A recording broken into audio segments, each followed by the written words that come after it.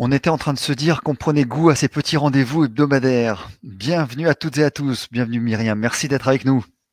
Yeah. Euh, Bienvenue à tous. On est content de vous retrouver encore pour une nouvelle découverte, une nouvelle aventure avec le yoga, et avec une précision bien particulière sur le yoga et le cancer du sein. Donc c'est aussi étonnant que ça puisse paraître, c'est tout à fait compatible et Myriam va tout nous expliquer ce soir. Petit détail technique, pour ceux qui ne connaissent pas le modèle, c'est un webinaire qui travaille sur Google Chrome, hein, comme ça vous avez une bonne efficacité. Et plutôt être en connexion filaire qu'en connexion Wi-Fi pour ne pas avoir d'interruption, sachant que la bande passante est extrêmement sollicitée par ce confinement. Voilà. Je donne la parole à Bernard qui va présenter notre gentille Myriam de ce soir.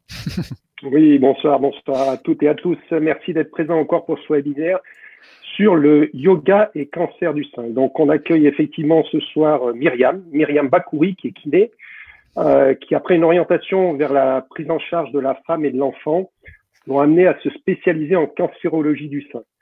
Donc, après 5 ans d'expérience en libéral et en lien avec les centres de cancéro parisiens, elle a créé et fondé donc un réseau et une association qui s'appelle Rosa Move. On vous donnera les coordonnées tout à l'heure. Maintenant, donc, elle allie son activité physique adaptée via le yoga et cancer du sein. Donc, voilà, Myriam, c'est à toi. On va te laisser la parole. Le webinaire va se présenter de la façon suivante. Déjà, Myriam va nous présenter l'apport du yoga donc dans la rééducation du cancer du sein. Une petite partie pratique où elle va nous montrer quelques postures. Et puis, bien sûr, à tout moment, vous pouvez nous poser des questions avec Fred. On relaiera ça à Myriam. Voilà, Myriam, c'est à toi et c'est parti. Très bien. Merci beaucoup, Bernard. Merci beaucoup, Fred. Et un grand bonjour à tous. C'est une première pour moi, donc je vais tâcher de parler à mon écran en vous imaginant, tous ici présents, pour cette petite explication et aussi pratique ensemble. Donc, moi, ça fait donc maintenant 10 ans que je suis kiné et j'ai intégré très tôt, moi, dans ma pratique personnelle, le yoga et la danse précisément. Et je me suis rendu compte petit à petit en me spécialisant à quel point le yoga était complémentaire de la rééducation. Et notamment dans le cas de la cancérologie du sein, dont je suis spécialisée là-dedans depuis 5 ans. Et j'ai monté cette association Rosa Move dont je vous parlerai à la fin. Mais on va commencer d'abord par une petite explication très simple du yoga, parce qu'il y a beaucoup d'idées reçues sur le yoga. Et il y a énormément, il y a un peu tout et n'importe quoi dans le yoga. Dans ce grand terme qui veut dire en sanskrit finalement simplement l'union entre le corps et l'esprit. C'est une pratique millénaire qui est à la base de un peu toutes les pratiques psychocorporelles finalement, parce que il y avait déjà il y a un grand nombre d'années donc toute cette base qui est à la fois la respiration, qui est donc ce qui s'appelle les pranayama dans le yoga, les asanas, donc la pratique posturale du yoga, mais il y a aussi toute une partie méditative et spirituelle. Nous, on a apporté un yoga très du coup occidentalisé, qui n'est pas vraiment le yoga au sens large du terme dont on parle forcément en Inde. Donc, il y a énormément de courants et de types différents de yoga. Donc, vous entendrez par exemple parler du vinyasa, de l'ashtanga, du yoga iyengar, du yoga bikram, avec des spécificités pour chaque branche de yoga, mais avec toute cette base fondamentale qui est ce qu'on appelle le hatha yoga, qui est finalement un ensemble de postures, d'asana, qui ont chacune des bases vraiment très importantes, qui sont l'ancrage, l'alignement et la respiration qu'on vient en plus caler vraiment sur les asanas. Donc nous, on va faire plutôt la partie, je vous passe la partie vraiment méditative, qui est un sujet très intéressant aussi, et qui fait partie, bien sûr, des cours. On peut intégrer toujours un petit temps de relaxation sur la fin. Mais moi, je vais vous parler surtout du yoga, donc la respiration, le pranayama et le yoga postural. Qui donc finalement est très complet, parce que dans l'ensemble des postures de yoga qu'on peut voir, on peut retrouver une sollicitation de l'ensemble des muscles. On a finalement la partie renforcement musculaire, la partie assouplissement, et la partie activation du système cardio-respiratoire. Donc finalement, rien qu'avec le yoga de façon générale, les asanas, on a déjà les recommandations de la pratique de l'activité physique. Je vais parler plus précisément du coup dans le cas du cancer du sein, puisque c'est vraiment ma spécialisation en tant que kiné. Pour vous dire que finalement, le yoga rentre complètement dans les recommandations. Et je rappelle que les recommandations de l'activité physique pour les patients atteints de cancer, c'est dès le début des traitements, voire même, si possible, avant la chirurgie, pour faire une préparation vraiment à la chirurgie avec des respirations. Donc ça peut être des exercices très simples de yoga, de pranayama, où on va préparer le patient avant l'intervention.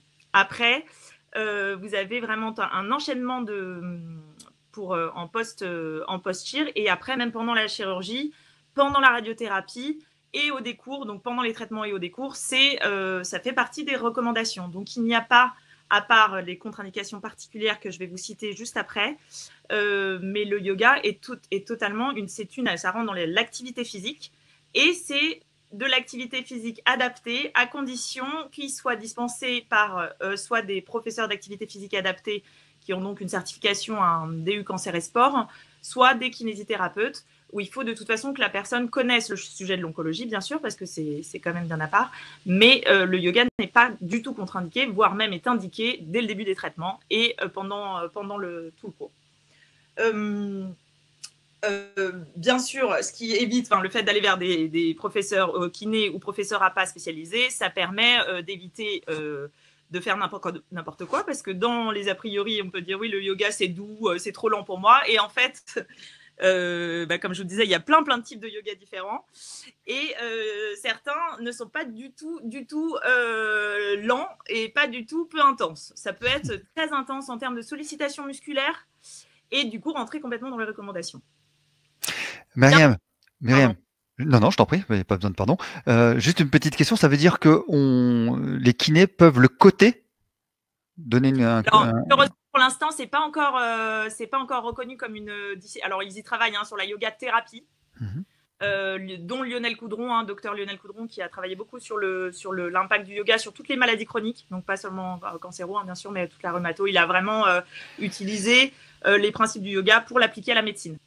Mais pour l'instant, malheureusement, on n'a pas encore de reconnaissance. Il n'y a pas de reconnaissance par la sécurité sociale, mais c'est, je pense, en cours, parce que finalement, maintenant, il y a des études, qui prouvent que l'intérêt du yoga, notamment dans le cancer, mais aussi dans différents types de maladies chroniques.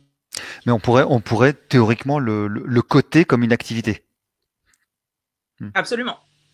Oui, absolument. Donc, dans Pardon ? Excuse-moi, j'ai juste une question par rapport à ça. En fait, quand c'est une prescription du médecin pour envoyer soit à un APA, soit à un kiné, dans ce cas-là, on peut le facturer comme un acte, comme le facturent les APA. Et le patient, après, se fait rembourser. Ça rentre pas dans des actes kiné, ça rentre pas dans une cotation kiné, mais ça rentre dans un autre type d'acte. C'est bien ça ? Oui. On est aussi considérés comme des entraîneurs sportifs finalement, et en fait ça rentrerait comme dans une séance collective ou une séance d'activité physique adaptée en fait. Mais c'est pas un acte, alors que ça pourrait être également vraiment être coté comme un acte kiné même en fait, parce que dans l'apprentissage des postures, on retrouve plein d'exercices qu'on peut proposer en rééducation en fait. Donc en clair, c'est clairement thérapeutique. Attention. Clairement thérapeutique, tout à fait. Alors, pour que ça soit clairement thérapeutique, il faut évidemment que le professionnel soit formé et connaisse bien son sujet, parce qu'il y a peu de contre-indications, mais quand il y en a, elles peuvent être très dangereuses si elles sont pas connues du praticien. Donc, ça, c'est absolument une condition sine qua non. Et l'autre condition, c'est le bilan au préalable. Et ça, nous, on travaille avec mes collègues, les cofondateurs, donc avec une oncologue, médecin généraliste et des professeurs de yoga et kiné. On travaille justement sur un yoga vraiment adapté. On a fait tout un ensemble de postures pour proposer un bilan, donc comme le bilan diagnostic en kiné, sauf que ça va être une évolution de posture. Donc on part nous sur une base de 10 postures pour évaluer finalement la souplesse, la force musculaire et l'endurance, tout ça sur des critères qui sont objectivables, parce que c'est toujours le gros souci qu'on a pour pour pour qu'on puisse vraiment utiliser le yoga comme une thérapie à part entière, c'est les études. Et une étude randomisée. Enfin, là, on évalue en fait, et d'ailleurs, toutes les études qu'on retrouve sur yoga et cancer, ça va être évaluation sur la qualité de vie, donc fatigue, douleur, et après les syndromes dépressifs, par exemple. Donc là, il y a vraiment des résultats. Il y a une amélioration, il y a suffisamment d'études qui le prouvent, qu'il y a une amélioration nette de la qualité de vie pour les patients atteints de cancer pratiquant le yoga régulièrement. Et après, il y a des doses respectées, bien sûr, comme le reste pour l'activité physique adaptée. Je ne rappelle pas tout ça, mais il y a une unité de mesure, c'est les mètres par heure. Donc, on a tout c'est pratiquer de l'activité physique. C'est un médicament à part entière, le seul traitement naturel de la fatigue d'ailleurs, mais c'est à dose précise, durée précise. On a des petites précisions de nos amis. Bien, merci de toujours d'être très actif sur le chat. Alors, il y a Maud qui te demande où peut-on trouver ce bilan. Alors, là, on travaille dessus avec l'élaborer. Le Rosa Move. Ouais, on va le proposer, par exemple, pour des kinés ou des paramédicaux, ou éventuellement des profs de yoga qui rejoindraient ensuite l'association Rosa Move, mais on en reparlera ensemble. Alors, Christelle, qui n'est absolument rien au yoga et aux femmes en général, c'est vraiment quelqu'un qui est... non, Christelle, c'est une amie, je sais très bien qu'elle est tout à fait compétente, on la salue. Et Christelle nous précise, il faut être affilié à un réseau type Presqu'Imove, et du coup, il y a un certain nombre de séances qui sont rémunérées, se renseigner auprès du CDOS, Conseil départemental olympique. Voilà. Bonjour Christelle, très bien. Je note, se renseigner parce qu'il y aurait pour des séances de yoga. Absolument. Donc, elle ne va pas te répondre directement, mais c'est apparemment oui. Il faut remplir un dossier et on reçoit une accréditation. Et c'est une information fondamentale. Ah en effet, merci beaucoup. Une grosse avancée. On te redonne la parole pour la description. Merci. C'est parfait. Je vais creuser ce côté-là. Donc, ce bilan, alors voilà, comme je vous disais, ce qui est important, c'est vraiment d'avoir une évaluation des patientes avant l'entrée dans les cours collectifs et de respecter, c'est pas des cours collectifs à 20 personnes. L'idée, c'est de pouvoir rester vraiment vigilant et pouvoir corriger les patients et puis connaître surtout pour chacun à quel moment ils en sont dans leur traitement, éventuellement les mouvements à toutes les adaptations, parce que c'est ça qui est génial dans le yoga, c'est qu'il y a un grand nombre d'adaptations. Donc, on a les postures qu'on voit beaucoup dans les magazines. Alors, c'est un peu le mauvais côté, malheureusement, du fait que ça soit connu, que ça se soit largement répandu, c'est qu'on prône un yoga performance, ce qui est exactement l'opposé de ce qu'est le yoga réellement. Le yoga, ça va être vraiment d'adapter à ses capacités et à prendre conscience de son corps et être capable d'intérioriser les choses et de faire les choses en conscience et surtout s'adapter à chaque fois à l'état dans lequel vous êtes le jour où vous pratiquez. Et justement, pas du tout dans la performance. Donc, quand on voit les postures, et moi, c'est ce que j'essaye d'éviter parfois, c'est qu'on va pousser pour aller, c'est toujours atteindre un but, mais finalement, c'est le chemin qui mène à la posture qui est vraiment important. C'est la compréhension, l'intégration dans le corps, et particulièrement avec cette approche psychocorporelle qui est passionnante pour ça, c'est que vraiment, il faut prendre ce temps-là. Et c'est aux professeurs de connaître suffisamment les personnes qui sont en séance pour pouvoir vraiment proposer des variantes et pas avoir absolument la jambe tendue alors que ça serait beaucoup mieux pour le placement du dos de la fléchir légèrement. Voilà, enfin, il y a tout plein d'adaptations qui sont vraiment bien. Alors, on revient sur le cancer du sein. Tu as donné en préambule la possibilité d'être pris en charge assez rapidement. Alors, est-ce qu'on pourrait donner deux cas d'espèce particuliers? La personne qui est en traitement radiothérapique, chimiothérapique, ou avec sans chirurgie, et la personne avec chirurgie. Donc, on rappelle que le but quand même ultime du yoga et de toute activité sportive, c'est de redonner la confiance de la femme en son corps. C'est assez important. Au-delà, ça c'est la première étape. La deuxième étape très importante, c'est son intégrité, de rétablir l'intégrité des mouvements du corps et éviter qu'il y ait des compensations, des limitations d'amplitude, etc. Donc tu vas nous expliquer, si tu veux bien, ces deux cas d'espèce. Alors déjà, il y a deux cas de figure. Il y a la personne qui pratiquait avant et celles qui ne pratiquaient pas du tout. C'est vrai. Donc, c'est une chose vraiment importante. Moi, j'ai des patientes, par exemple, dans les cours qui vont être, qui ont un niveau de yoga dès qu'elles sont à distance, dès qu'on a respecté le temps de cicatrisation. Donc, pour le premier cas, une patiente opérée, une fois la zone donc cicatricielle vraiment du sein, de la mastectomie ou de la tumorectomie et de la zone ganglionnaire, donc du curage ou du ganglion sentinelle, une fois ces zones-là cicatrisées, donc il faut vérifier évidemment qu'il n'y ait pas de foyer infectieux, qu'il n'y ait pas une cicatrice ou une grosse poche de lymphocèles. Sans ça, très rapidement, en fait, elle va pouvoir rapidement et même, c'est même conseillé parce que déjà dans la rééducation, en fait, on leur propose petit à petit de bouger les bras pour pouvoir regagner de la souplesse au niveau du creux axillaire et retrouver les amplitudes d'élévation, d'adduction de l'épaule. Donc déjà dans des exercices, des postures assez simples, une patiente, même qui vient juste de se faire opérer, à partir du moment, qui a juste récupéré de quelques jours de son opération, à partir du moment où on ne va pas tirer sur des amplitudes au niveau des bras, des épaules, elle peut déjà faire un grand nombre de choses, dont la respiration, qui va lui faire énormément de bien. Parce qu'on a cette attitude post-op que pour les kinés qui sont en ligne et puis beaucoup d'autres, vous connaissez bien, ça va être un enroulement de l'épaule, une protection, c'est l'attitude de protection du membre supérieur où la personne va cacher la zone et se replier vers l'avant.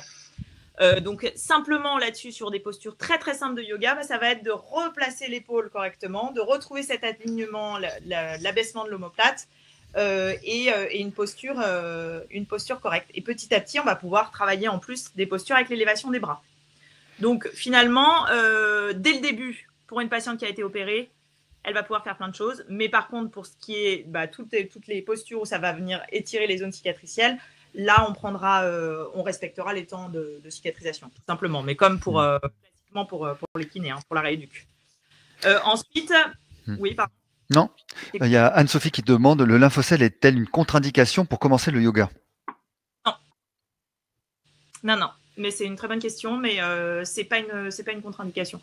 Au contraire, en fait, le fait de faire travailler sur des postures simples, par exemple en position allongée, les jambes pliées pour avoir les talons proches des fessiers et travailler ne serait-ce que les amplitudes respiratoires, ça va permettre justement de déverrouiller toute cette zone thoracique qui va être tendance à être complètement bloquée, verrouillée et entraîner encore plus cette position sur l'avant. Donc, ne serait-ce que cette prise de conscience qui est vraiment très, très importante de placement. Donc, ça peut être des postures très simples. On peut choisir la posture donc, de la montagne, qui est une posture debout. Bon, je vais commencer là-dessus peut-être. Ça vous va que je fasse en direct comme ça je vous... Oh, et comment, oui. Et comment? Oui, alors en fait, sur du tout simple, une patiente qui vient d'être opérée, ne serait-ce que la posture de la montagne. Donc, la posture de la montagne, c'est tout simplement la posture de base qui est une posture debout. Je vais placer mes deux jambes parallèles, largeur de bassin. Je me recule un petit peu. Vous m'entendez bien? Oui. Voilà, tout simplement ici. Et c'est déjà une posture qui va être active. Pourquoi? On va imaginer deux petits triangles à partir de la base du premier méta et du cinquième méta. Et le triangle vers les talons, dans la base du calca. Donc, vous avez deux zones triangulaires qui vont être vos polygones de sustentation en position debout, tout simplement. Donc, déjà, cet ancrage-là, c'est l'ancrage, ça fait partie des bases du yoga. Il y a l'ancrage, l'alignement, la respiration, entre autres. Et dans l'ancrage, ça va être déjà faire prendre conscience à la personne qui a été opérée en position debout. Est-ce qu'il n'y a pas déjà cette tendance? Et il y a très souvent tendance à un transfert du poids du corps. Donc, déjà en position debout, simple, ne serait-ce que de demander d'activer ses quadriceps, d'ancrer ses pieds dans le sol. Donc, on imagine souvent des racines qui poussent sous les pieds, ou en tout cas, que la personne puisse imaginer la forme des empreintes des pieds dans le sol et trouver ces deux triangles de polygones de sustentation. Plus la contraction des cuisses, cette légère ouverture qui va faire basculer le coccyx, mais sans verrouiller dans le bassin ici. Simplement cette activation cuisses, fessiers, abdomen, périnée, allongement de la colonne vertébrale, placement des épaules. Cette position simple, qui est la posture de la montagne en yoga, en gardant le regard tout droit devant. Déjà, elle est active. Je ne suis pas là dans une posture relâchée. Souvent, on leur dit, on commence le bilan debout, elles vont être ici. Bon, j'en rajoute un peu. Et simplement d'activer, hop, on va avoir ce placement des omoplates, cet alignement de la colonne et une posture active. Et là, on pourra demander simplement un transfert du poids du corps sur un pied pour partir dans les postures d'équilibre, donc à savoir une posture de l'arbre par exemple. Donc on va faire un transfert une fois que la personne est équilibrée sur les deux pieds, la colonne étirée, les épaules basses, etc. On va pouvoir faire un transfert du poids du corps sur la jambe droite, amener les orteils du pied gauche à côté de la cheville droite. On s'assure de l'alignement du bassin, alignement des épaules. On peut amener les mains éventuellement au niveau de la poitrine ici pour aller ouvrir et on va chercher une posture de l'arbre ici en ouverture. Donc premier stade ici, ça peut être pour une patiente qui vient d'être opérée, on peut aller chercher juste déjà ici, à condition de ne pas pousser les mains l'une contre l'autre et d'enrouler là. Là, on n'est pas du tout, on est sollicitant pour le bas du corps, mais il n'y a aucune contre-indication pour le reste finalement. Et on a déjà un travail de l'équilibre, un travail de la respiration et un engagement profond des muscles de la posture qui demande déjà un gros travail. C'est pour ça qu'on me dit, bon, c'est trop lent ou trop mou. En fait, ça peut être très, très intense. Tu parles de contre-indications, Myriam, mais tu ne nous les as pas données. Donc, quelles sont il y a Maud qui nous le rappelle gentiment, les contre-indications générales. C'est très important, en effet. Finalement, il y en a très peu. Donc, je vous disais, là, pour des mouvements des bras, là, c'est vraiment la cicatrisation qui va être importante. Sinon, ça va être des cas particuliers de fréquence de BPCO sévère, de gros soucis cardio-respiratoires, vraiment avec grosse fatigue, fréquence respiratoire inférieure à 30. On a le souci de métastase qui ne serait pas stabilisé. Donc, avec un risque de fracture, évidemment, si c'est des métastases osseuses. Être vigilant aussi avec les métastases cérébrales, qu'il n'y ait pas de risque, par exemple, d'épilepsie ou de choses qui déclencheraient soit une crise, soit en tout cas, il faut vraiment pas que les métastases osseuses, cérébrales ou tout autre type de métastases soient bien surveillées. Donc, ce qu'on demande systématiquement, c'est un certificat médical de non-contre-indication à la pratique de l'activité physique. Ça, c'est de toute façon en cancéro. Protégez-vous pour les kinés. De toute façon, il faut absolument le faire. Il faut qu'il y ait un suivi suffisamment régulier parce que, en effet, dans le cas de patientes métastatiques, il peut y avoir ce risque-là. Mais c'est tout. C'est BPCO, donc ou après la fatigue énorme. Enfin, vraiment, quand il y a un amaigrissement terrible, on fait un reconditionnement qui va être très, très progressif. Donc, parfois, il y a besoin d'être d'abord dans un centre de rééducation pour pouvoir après reprendre la pratique. Mais ça, c'est classique. Sinon, pas de contre-indication. Donc, c'est pour ça que je peux enchaîner sur la patiente. Donc là, c'est vraiment par rapport à l'opération. Une patiente qui a pas été, qui est par exemple en cours de chimiothérapie, à condition, donc même, parce qu'il y a pas mal d'appréhension, forcément, ça va être les idées reçues. Ça risque d'empirer, je risque d'être trop fatiguée ou d'avoir trop de douleur, je risque ou c'est trop pour moi, ou il y a beaucoup forcément d'appréhension. Vous pouvez largement les rassurer là-dessus. C'est reconnu comme étant le seul, pas que le yoga, mais l'activité physique, c'est le seul traitement naturel de la fatigue. C'est le seul traitement de la fatigue. Non. Voilà. Donc, au contraire, il faut les booster en disant, non, au contraire, là, ça vous semble être un effort énorme. Sachez qu'on va s'adapter à comment vous êtes aujourd'hui, mais qu'au contraire, vous sentirez plus en forme après. Et ça, c'est vraiment ces idées reçues. Il faut vraiment, vraiment insister parce que malheureusement, il y a beaucoup, beaucoup de personnes qui passent toutes à côté de l'activité physique pendant les traitements, de peur de prendre des risques, alors qu'au contraire, c'est une recommandation. Donc, si je comprends bien, pour résumer un petit peu ce que tu viens déjà de nous dire, le yoga s'adapte à toutes les patientes, que ce soit des débutantes ou des professionnels, à toutes les phases du cancer du sein, opératoire, post-pré, etc. En fait, il faut simplement l'adapter en fonction du bilan qu'on aura fait et de la patiente. On est d'accord là-dessus? Ok. Absolument. Donc, est-ce que tu pourrais maintenant nous montrer en fait 2 postures avec peut-être leur évolution en fonction de la patiente ou des choses comme ça? Oui. Et je précise, Myriam, excuse-moi, pour savoir quelle est l'amplitude du type de mouvement que l'on peut avoir à disposition au yoga. Là, tu nous montres 2, 3 postures ou 4 postures, on verra en fonction du temps, mais de combien de postures on peut disposer et dans le temps, et on y reviendra, de combien de séances combien de séances on pourrait faire? C'est infini. D'accord, comme ça c'est réglé. C'est vrai. C'est ça qui est génial dans cette activité, c'est que vous pouvez adapter 1000 fois, ça peut correspondre à tout type de personnes et ça peut être vraiment du très doux au très intense. Voilà. Alors après, sur les bases, et moi, ce que je conseille aux personnes qui n'ont jamais fait de yoga, ça va être d'en essayer vraiment plusieurs styles parce que c'est non seulement style de yoga dépendant, mais c'est aussi professeur dépendant. Moi, je veux dire, j'ai par exemple beaucoup d'influence de la danse dans mes cours ou d'autres choses que j'ai faites à côté. Nous, sur les profs là, de l'équipe, on a bien, selon un peu voilà, nos parcours à chacun, on y ajoute des choses, d'autres styles de mouvement, mais ça reste du yoga parce qu'on est sur les bases posturales du yoga, mais on y ajoute nos connaissances comme pour n'importe quelle autre pratique. Après, par exemple, sur la posture que je commençais à vous expliquer, qui est la posture de l'arbre, on va avoir la version simple où vous avez le pied là vraiment au niveau du tibia. Déjà, sur une version comme ça, la première chose, ça va être de comprendre quelles sont les contractions. Déjà, il va y avoir tout de suite, là, les personnes ont tendance à se mettre sur l'articulation au lieu de bien contracter leur fessier. Le bassin va perdre son alignement. Donc déjà, ne serait-ce que de maintenir la jambe bien contractée et l'équilibre en appui unipodal, ça peut être déjà énorme. Faut que tu recules un tout petit peu pour qu'on voit.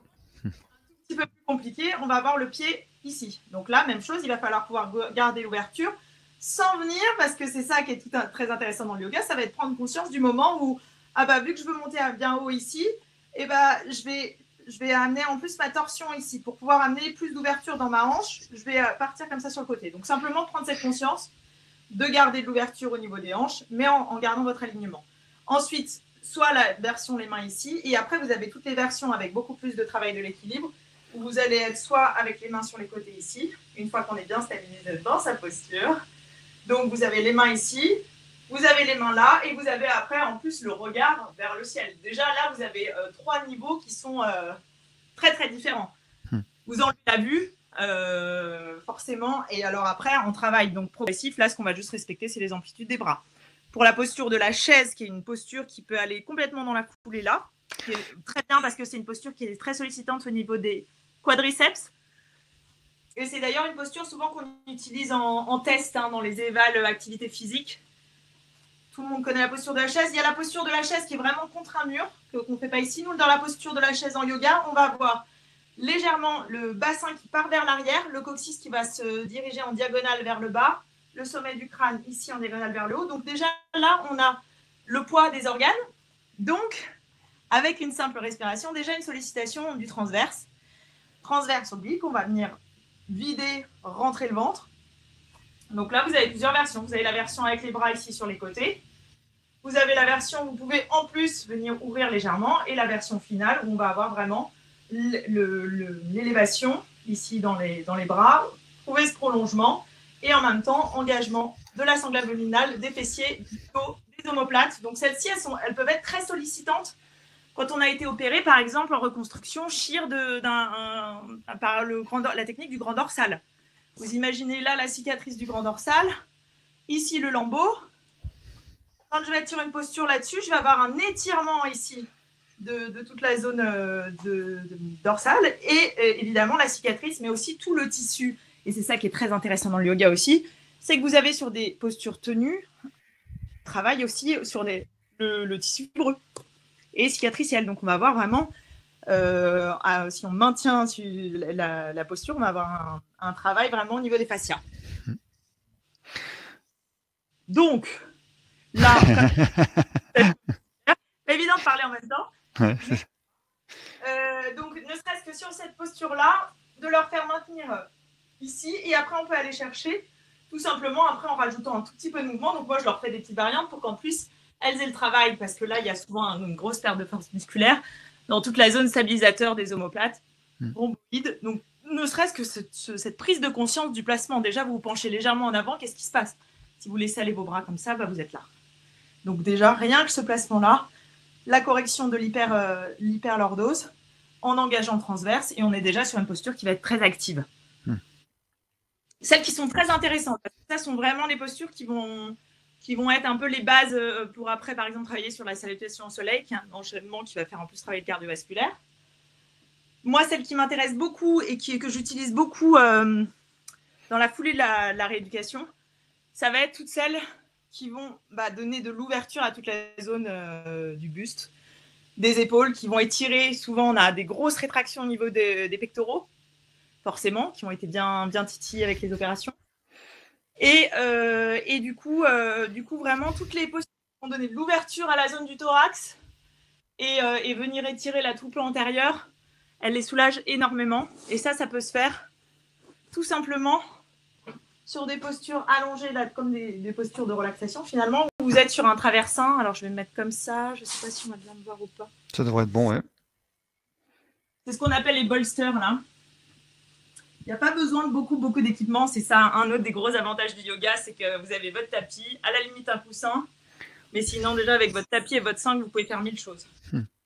Donc ça, ces bolsters-là, ça va être pour poser les fesses. Je vais caler mes fesses juste ici.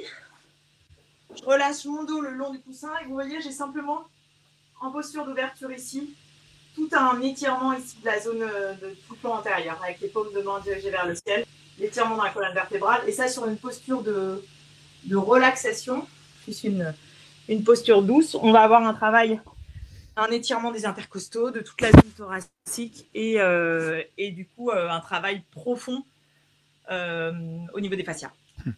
Donc, on a vraiment plein de types. C'est très difficile de vous... Non, mais ça résume, bien sûr. On a bien conscience que c'est... On a bien conscience qu'on te demande de juste un petit aperçu de l'immensité. C'était juste de donner la possibilité de voir quel était le processus évolutif dans le yoga. On passe d'une personne qui a très peu d'activité et avec laquelle tu pourras faire des exercices très simples juste de posture debout jusqu'à des exercices très élaborés avec beaucoup d'engagement articulaire et musculaire. Donc c'est ça qui nous intéresse. Est-ce que sans t'essouffler, est-ce que tu peux nous montrer un exercice, une posture très éloignée, c'est-à-dire très performante, quelque chose qui vers laquelle la personne voudra tendre et elle sera à un niveau assez correct de yoga. Absolument. Alors ça, c'est tout à fait. Alors une posture qui peut être très sollicitante, ça va être des postures de la planche, par exemple, pour certains. Des planches, tu sais, comme ça. Sauf que vu qu'il y a énormément, alors pour les hommes, certains, ça leur paraît tout facile, mais souvent, nous, c'est quand même un petit peu plus difficile, le travail des triceps. Une planche correcte et la descente, en fait, quand on fait dans la salutation au soleil, on va partir de la position de la planche ici. Et en fait, je vais venir, une fois que j'ai bien trouvé l'alignement bras-épaules, déjà, là, quand on a été opéré, tu vois, tu as énormément d'appréhension. Bien sûr. De se mettre au niveau des bras, et même une posture allongée sur le ventre, ça peut paraître énorme, juste parce que il y a cette peur et cette appréhension vraiment. Mais une posture ici, on va tenir la planche et on va légèrement venir fléchir les bras, mais au lieu de les fléchir ici et d'être très sollicitant pour les pectoraux, qui va encore augmenter les contractures alors que c'est déjà un souci, on va venir maintenir la planche, mais fléchir légèrement les coudes, par exemple ici, les épaules basses, on garde l'alignement dans la colonne. Là, tu descends un tout petit peu plus bas et tu vas maintenir ici. Jusqu'à passer ensuite, après on a les positions chien tête en haut ici. On va être vraiment sur une ouverture de tout l'avant. Mais je peux te dire que la planche fléchit au niveau des coudes. Après, tu as plein de postures. Tu as les postures sur la tête, tu as toutes les postures d'équilibre ici où tu vas venir chercher en fait ton équilibre en fixant un point au sol et décoller tes deux pieds, rester carrément en crabe. Il y a plein de variantes. Là où il faut être très vigilant, c'est être progressif. Vraiment, parce que une prof de yoga, vous êtes en traitement, qui va vous demander de faire une posture sur la tête. Ouais, non, mais je dis ça parce que je l'ai vraiment entendu. Tu parlais... Posture très sollicitante. On attend de récupérer correctement toute sa musculature avant d'aller sur des postures en inversion. Voilà. Tu parles de progressivité. Comment, Bernard? Oui, tu parles de progressivité. Il y a Kathleen qui nous demande, par rapport à la fréquence, c'est une histoire de répétition ou de temps de maintien? Ça, c'est sa première question. Et la deuxième, c'est au début, qu'est-ce que tu conseilles? Est-ce que tu conseilles d'augmenter les répétitions ou est-ce que tu conseilles d'augmenter le temps de tenue de la position? Je dirais les deux, en fait. Moi, c'est vraiment en progression. les postures pour avoir vraiment un effet sur les fascias et le tissu profond, de toute façon, c'est des postures que tu tiens sur plusieurs minutes parce que tu leur fais en plus travailler la respiration. Donc la durée est importante pour être sur un plan plus fibreux et pas être juste sur l'étirement musculaire, mais d'aller vraiment sur la zone fascia. Et après, moi, je sais que j'aime bien répéter. Je vais avoir comme des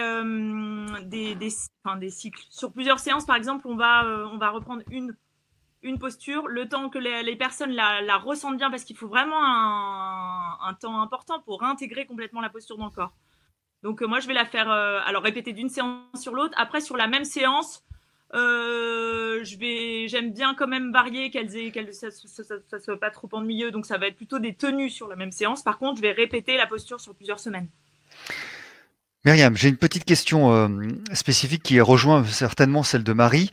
Très souvent, quand une femme a été opérée, notamment du ganglion sentinelle ou d'un curage un petit peu plus vaste, il y a très très fréquemment des brides, des grands trajets que l'on trouve, des petites cordes que l'on a, qui sont pas forcément des adhérences cicatricielles, mais à mon sens, et c'est toi la spécialiste, ça ressemble à des trajets lymphatiques ou à des réseaux qui sont assez inflammatoires au départ. Est-ce que et là c'est la question de Marie, de quelle manière est-il possible d'adapter s'il y a des brides lymphatiques, parce que je pense que c'est ça dont elle parle, favoriser l'amplitude sans risquer de les briser. D'abord, est-ce que ça se brise?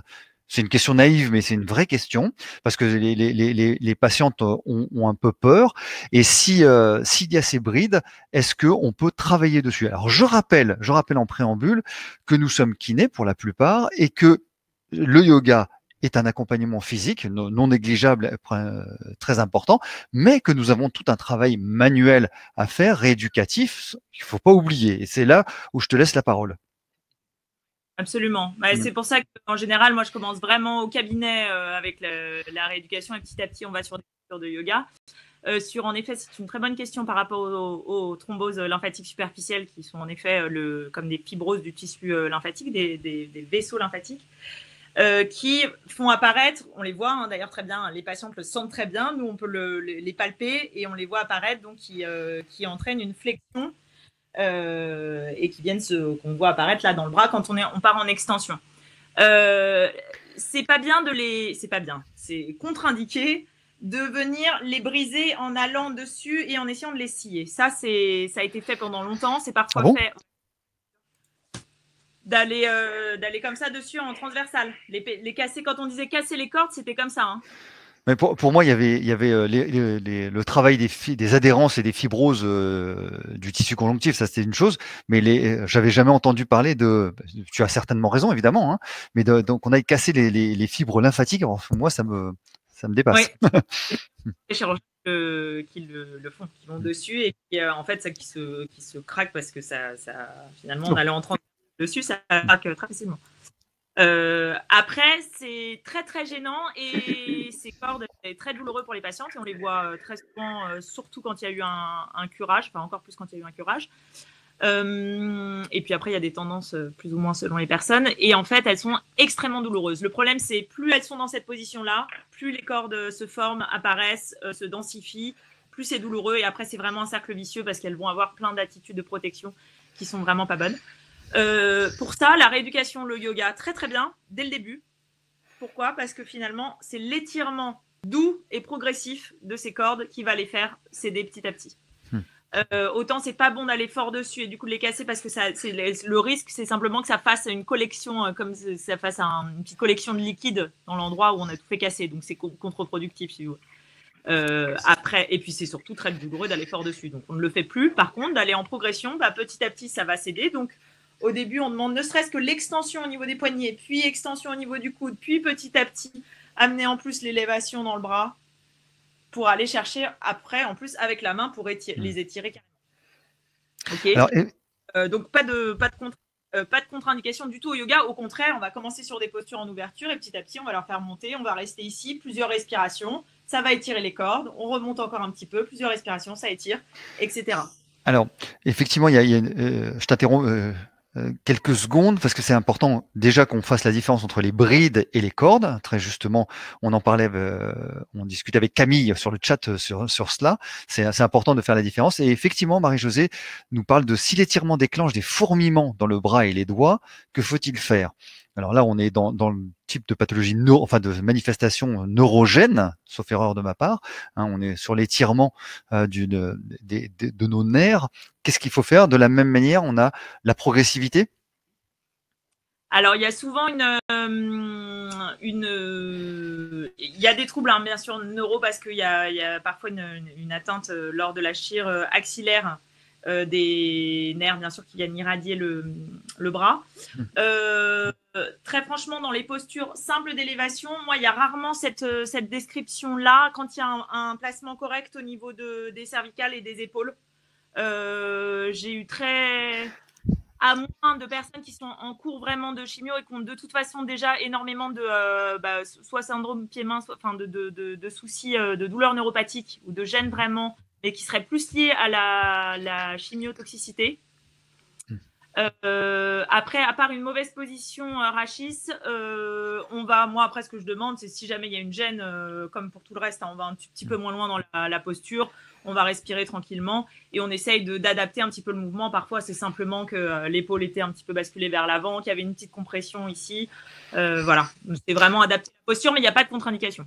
Alors, une question très très pratique. Je t'interromps Bernard, hein, excuse-moi. Vas-y. Une question très pratique. Comment tu organises tes séances et comment tu prévois, tu programmes la fréquence et combien de temps tu gardes tes patientes, en l'occurrence, même s'il y a un pourcentage d'hommes qui ont un cancer du sein, mais bon. 1%. Malheureusement, d'hommes, on essaye de booster à fond, mais on a encore trop peu d'hommes dans tout type parce qu'il y a d'autres différents types de cancers qu'on prend dans les cours. Moi là, en plus du cabinet, je fais que 2 cours à côté, donc j'ai pas le temps d'en faire du tout autant que je voudrais. Donc en général, ce que je fais pour les patientes en pratico-pratique, ça va être déjà les sensibiliser lors des séances de rééducation. On prend un petit temps déjà d'explication des bases du yoga, comme ça elles ont un petit peu intégré tout ça. Après, on ajoute le bilan. Et en général, ce qu'elles font, c'est 1 à 2 cours de yoga dans la semaine, en plus de leur rééducation. Et après, petit à petit, alors je suis à 2 séances de rééduc, après je passe à une de rééduc, une de yoga, et petit à petit, on va vers le yoga à 2 cours par semaine. Est-ce que tu leur demandes de faire des séances, de répéter les postures à domicile quand elles sont chez elles? Ou tu considères que c'est un moment de repos, une zone de repos pour le corps? Je leur demande vraiment, parce que c'est un des objectifs, d'autonomiser vraiment les patientes qu'on suit, qu'elles aient, en gros, nous on leur donne différents outils, on leur garnit leur boîte à outils, mais l'idée c'est qu'après elles puissent s'en servir. Donc très souvent, je leur explique d'abord vraiment les pranayamas, donc toute la partie respiratoire, parce que ça vraiment dès le début, ça peut leur être très très utile, surtout qu'il y a tous les soucis quand même toute l'anxiété liée au traitement. Donc déjà, ça, c'est des très bons outils pour elles. Et puis après, progressivement, je leur donne une petite base. Alors, pas 15 000 postures. Il n'y a pas besoin d'en faire 15 000 parce que finalement, il y en a pas mal. Vous voyez, ne serait-ce que dans celle que je vous ai montrée, là, de la chaise là, vers l'avant, on a énormément de groupes musculaires qui travaillent. Donc je leur donne une série en général de 4-5 postures qu'elles peuvent refaire à la maison et qui sont pas du tout risquées, où je sais qu'elles peuvent pas se faire mal, où elles peuvent adapter facilement et pas prendre de risques. Mais voilà, je leur 2 au début et puis progressivement un petit peu plus si je sens que voilà, la personne gère bien et peut en avoir d'autres en plus. Mais au contraire, les autonomiser à fond, ouais. Et en tant que professionnel de santé, quel est le lien que tu tisses avec les praticiens, les oncologues, les chimiothérapeutes, radiothérapeutes? Est-ce que tu les tiens au courant? Est-ce qu'ils s'en foutent complètement? Est-ce qu'ils ont le temps? Quelle est l'ambiance générale? Alors, on parlera juste après de ton engagement auprès de Rosa Move, qui est non négligeable, et on va insister sur ce réseau qui est vraiment salutaire.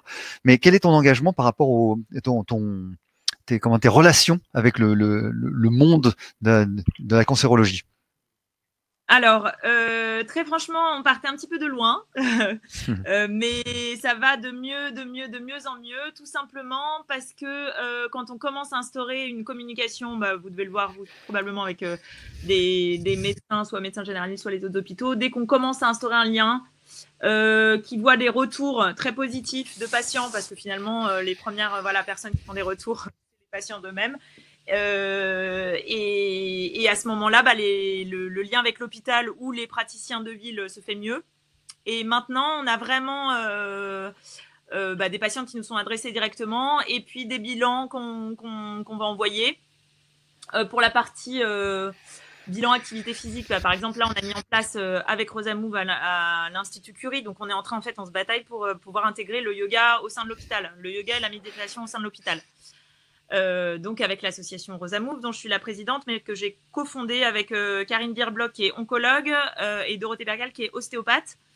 Et du coup, un réseau de 40 praticiens dans le domaine de la prise en charge psycho-émotionnelle, nutritionnelle et activité physique rééducation.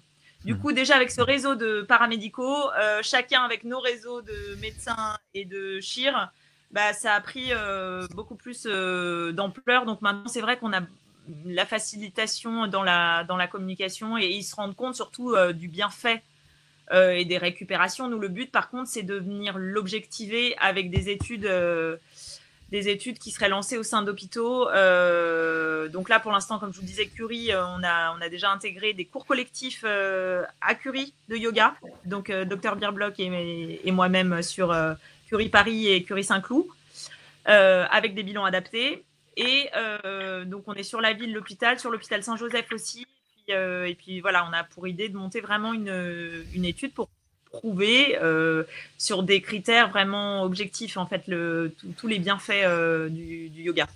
Mais pas seulement sur l'amélioration de la qualité de vie, mais aussi clairement sur, d'où l'importance des postures bien particulières, c'est de pouvoir mesurer l'évolution de l'amélioration des amplitudes articulaires, de la force musculaire et de l'endurance. Mais c'est comme ça que, en fait, ça fonctionne, le système médical. C'est des études randomisées. Donc bien sûr. Gros travail. D'accord. Et donc tu inviterais éventuellement, même pas éventuellement, mais tu inviterais les professionnels de santé qui sont concernés par cette thématique du cancer du sein à rejoindre Rosa Move pour pouvoir faire partie d'une dynamique. Et plus vous serez, plus nous serons, plus il y aura de poids dans tes pas des revendications, mais en tout cas dans la progression. C'est tout à fait notre objectif, autant que par rapport au côté kiné professionnel de santé, que vraiment la partie professeur d'activité physique adaptée. Il y a un grand besoin pour l'amélioration de la qualité de vie des patients, vraiment, réellement, et même avec l'activité physique de traitement de manière générale. Mais pour ça, il faut se former. Et pour ça, il faut aussi énormément cadrer, parce qu'il y a beaucoup de soins d'approches qui peuvent être intéressantes. Mais il y a vraiment besoin de ce cadre-là. Donc nous, ce qu'on veut vraiment, ce sur quoi on travaille avec Rosa Move, c'est d'amener ce cadre médico-paramédical pour pouvoir faire en sorte que ces approches complémentaires puissent être des alliés en complément du traitement médico-chirurgical dès le début, en parallèle, et montrer bien de tous les bienfaits que ça fait. Mais il faut des connaissances pour ça, et ça, on se bat au contraire. On va prendre les deux dernières questions parce que effectivement, c'est tellement passionnant qu'on a envie de continuer. Moi, juste les deux dernières petites questions, si tu le veux bien. Isabelle te pose la question s'il y a un début de gros bras. Est-ce qu'il y aura un exercice particulier que tu pourrais conseiller en quelques mots et peut-être en une posture? Et je reviens juste sur Rosa Move. Est-ce que c'est uniquement une unité parisienne et région parisienne, ou c'est sur la France entière? Alors, pour l'instant, Rosa Move, c'est Paris, région parisienne. On est sur Meudon et Paris, dans plusieurs arrondissements. Mais on aimerait bien petit à petit s'étendre à éventuellement d'autres zones, à condition de la formation de chacun et du réseau. Et voilà. Et ensuite, pour l'autre question, attends, redis-moi, pardon. Le gros bras. Ah, le gros bras, pardon. Alors, le gros bras, en effet, c'est une grande question où il y avait aussi plein d'idées reçues sur attention, surtout pas porter, surtout pas faire ci, surtout pas faire ça avec le gros bras, ne pas bouger, etc. En fait, bon, on sait très bien aujourd'hui qu'au contraire, l'activité physique, à condition que ça soit des mouvements, de travailler plutôt sur des mouvements excentriques et non pas des répétitions de poids de charge comme de l'haltérophilie où on voudrait faire la complète, c'est pas ça serait contre-indiqué pour le gros bras. Mais par contre, des mouvements doux de yoga avec une contention. Moi, ce que je conseille, c'est de mettre à ce moment-là les manchons contention classe 2. Et quand elles commencent tout juste à avoir, qu'elles ont un lymphœdème justement débutant, le fait de prendre très rapidement et de faire très rapidement le manchon, ça permet d'éviter que ça devienne un plus gros bras. Bon, sachant qu'on en a quand même beaucoup moins avec les techniques de ganglion sentinelle, mais que quand même, il faut être vigilant. Et moi, ce que je fais, c'est qu'en général, voilà, je prends les mesures, je les envoie vers des spécialistes, des pharmaciens spécialistes pour prendre les mesures et avoir un manchon de contention. Et dans ces cas-là, elles peuvent tranquillement pratiquer sans souci. Mais ça, c'est vraiment patient dépendant. Il y en a qui se sentent moins bien avec leur manchon et même si ça enfle un tout petit peu, elles préfèrent ne pas le mettre. Mais j'ai jamais vu une aggravation et j'ai jamais entendu qu'avec le yoga, il pouvait y avoir, si on respecte vraiment l'intensité, de grosses aggravations. Sans problème. Alors, tu es aussi… Pardon, vas-y. Ah, ça coupe. Je disais un mot pour résumer, la contention pour être vigilant et pouvoir pratiquer le yoga tranquillement. Si elles ont leur manchon de contention qui est adapté, il n'y a pas de souci. Alors, pour répondre à la question de Marie et de Marie et quelqu'un d'autre qui posait la question, où peut-on se former à la kiné cancer du sein et yoga cancer du sein? Justement, c'est ce qu'on est en train d'essayer de mettre en place. Nous, je sais qu'on a vraiment cette volonté-là avec Rosa Move, entre autres, de pouvoir apporter ces bases de formation. Moi, je vais pouvoir commencer à dispenser la formation kiné cancer du sein. Et j'aimerais mettre en place éventuellement une formation vraiment yoga et cancer. Aujourd'hui, il y a la formation de Lionel Coudron qui existe, qui est de la yoga thérapie, mais vraiment plus générale. À ma connaissance, yoga et cancer, je sais qu'il y a Pilates et cancer que Jocelyne Roland avait mis en place. Pour l'instant, on y travaille. Activement. Super, merci beaucoup pour cette approche. C'est difficile de résumer, mais tu nous as donné vraiment clairement une large vision de la chose et c'est très très bien. Oui, et la question qui se pose aussi, c'est quelle est la différence potentielle en 2 mots entre le pilate et le yoga concernant le cancer du sein. J'imagine qu'on t'a posé 1000 fois la question. Alors, le pilate, c'est une infime partie du yoga. Voilà ma réponse. Tu vas te faire des ennemis, toi. Non, en fait, c'est une technique millénaire qui englobait tout ça. En fait, c'est pas du tout. Moi, j'ai fait une formation de pilate aussi et j'aime beaucoup. Dans le pilate, on va être vraiment plus centré sur le renforcement profond. Donc, prise de conscience, périnée, alignement. Alors, il y a les grands principes du yoga. La respiration est un petit peu différente. Et on va être plus sur un renforcement. Dans le yoga, on a la partie étirement, renfort et respiration. Ça réagit. Complémentaire. Ouais, bien sûr, ça réagit dans le chat. Ça réagit, oui, je dois me faire charrier. Mais c'est pas du tout. Moi, je trouve que tout ça sont des outils très intéressants. Et pour des patientes, par exemple, qui vont vouloir être beaucoup sur du renforcement et souvent, il y a justement beaucoup d'idées reçues. Et puis, l'idée, c'est aussi dans l'activité physique d'y trouver une partie de plaisir. Donc, et on a chacun nos idées reçues sur plein de choses. Donc, moi, l'idée, c'est de tester et de ne pas aller faire son yoga comme étant une contrainte de plus parmi plein d'autres contraintes. Pour moi, c'est vraiment trouver son truc, vraiment. Mais juste le yoga, dans le sens large du terme, c'est pas une pratique millénaire pour rien. Ça a inspiré beaucoup d'autres pratiques. Bernard? Oui, moi j'écoute. Je connais très peu le yoga, mais vraiment ton intervention, Myriam, m'a presque donné envie de me former aussi. Moi, je remercie déjà aussi encore nos internautes parce que souvent ils répondent aux questions et de façon très très pertinente, hein, que ça soit Kathleen Bérangère encore qui est encore là. Voilà quoi. Donc merci bien Myriam. Je te laisse peut-être dire un petit mot Fred et puis après je reviendrai sur nos prochains webinaires qui continuent et qui continueront sûrement aussi après le confinement. Non, le mot pour résumer, c'est la transversalité. Évidemment, il n'y a pas de chauvinisme, il n'y a pas d'exclusivité. Le yoga, c'est une approche. On voulait la démontrer ce soir avec une spécialiste du yoga. Bien sûr, il y a le pilate. Bien sûr, on pourra avoir une foultitude de choses.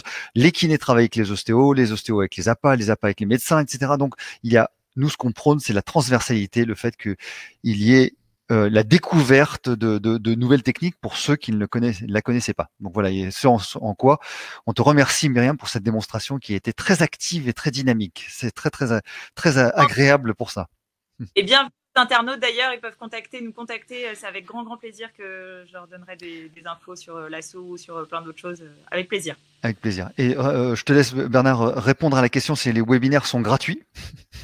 Oui, bien sûr. La preuve que oui, voilà. Puisque vous n'avez pas payé pour accéder à ce webinaire. Déjà ça, et les replays, vous pouvez les voir sur le site Vous-Kiné aussi. Hein. Ils sont gratuits, il y a pas de souci là-dessus, même pas besoin de s'inscrire pour revoir les webinaires. Et par contre, n'oubliez pas, hein, lundi à 18h, notre nouveau webinaire qui sera sur le thème du Covid. Oui, mais... Assurance, finance et gestion du cabinet. Donc ça, c'est complètement différent. C'est une autre approche. Et on rappelle que pour tous ceux qui veulent se rapprocher de Rosamove pour pouvoir peut-être proposer des extensions locales, loco-régionales, hein, c'est se rapprocher de Myriam et d'aller directement sur le site de Rosamove que j'ai mis en chapeau du chat. Donc n'hésitez pas à cliquer, de prendre contact et attache auprès de Myriam, qui se fera un plaisir de vous donner tous les éléments. Merci Madame la Présidente. Merci à tous. Merci. Bonne soirée. Et à très vite. Au revoir. Et on dit quoi? Namasté? Namasté, exactement. Bonne soirée à tous et prenez soin de vous. Au revoir. Bonne soirée, au revoir.